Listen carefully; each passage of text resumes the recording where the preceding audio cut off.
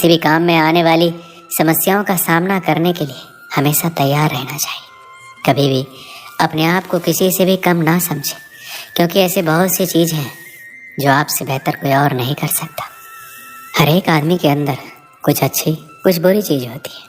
हमको उनके अच्छी और बुरी चीज़ों से कुछ ना कुछ सीखने की कोशिश करते रहना चाहिए। किसी भी चीज़ को करने का आपको आत्मविश्वास होना चाहिए, क्योंकि बहुत सारे हमारे महान व्यक्ति का ये मानना है कि अगर हमारे अंदर किसी काम के करने का आत्मविश्वास नहीं होगा तो उस काम में आपको असफल होने के चांस बहुत ही ज़्यादा बढ़ जाएंगे। ज़िंदगी में सफल वही होता है जो अपनी गलतियों से कुछ न कुछ सीख कर कभी भी हार नहीं मानता है, हमेशा अपने लक्ष्य पर टिका रहता है।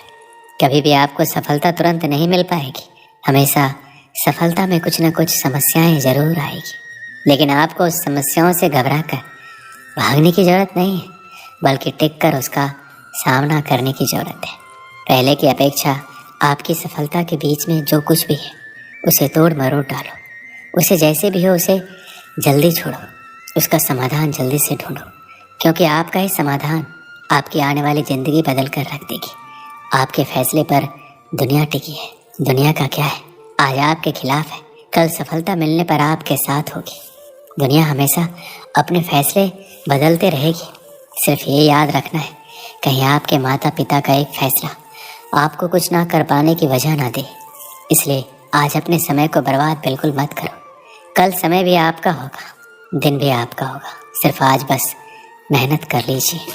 इस छोटे से जीवन में अनगिनत बवंडर, तूफान, सुनामी आते रहते। रावण को तो हार नहीं था, क्योंकि रावण में 10 दिमाग थे। जिसका मकसद और विचार एक थे वो बढ़ता गया और बाकी सब ठहरता गया। जो जम जाता है उसे भुला दिया जाता है, और जो बढ़ जाता है लोग उसकी उम्र नहीं हौसला देखते हैं। तुझसे नहीं होगा, तू नहीं कर पाएगा, ये हमारे बस में नहीं है। जीतने वाले अलग होते हैं, शायद ऊपर से देखने वाला भी उनसे अलग होता है। हमारी उम्र कभी ज़्यादा नहीं होती, करना चाहो तो कभी देरी नहीं होती। जो नहीं कर पाता है वो कमियां गिनाता रहता है।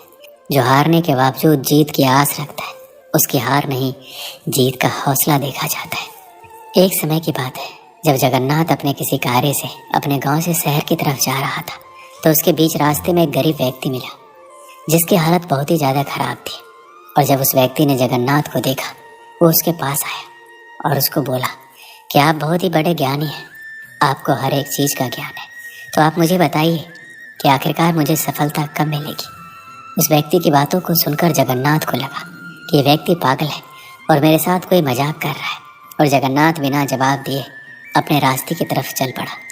लेकिन वह व्यक्ति अपनी बात पर अड़ा रहा और जगन्नाथ को आगे नहीं जाने दिया। आखिर में जगन्नाथ तंग आकर बोला कि कल सुबह तुम मुझे पास की नदी के पास मिलना।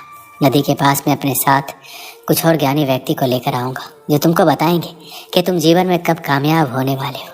अगले दिन जगन्नाथ कुछ ज्ञानी व्यक्ति के साथ नदी के किनारे पहुँचा और वहीं पर वो व्यक्ति भी उसको मिला। जगन्नाथ ने उस व्यक्ति को कहा कि चलो हम इस नदी में उतरकर नदी की गहराई नापने की कोशिश करते हैं, और उसके बाद मैं तुम्हारे सवाल का जवाब दूंगा।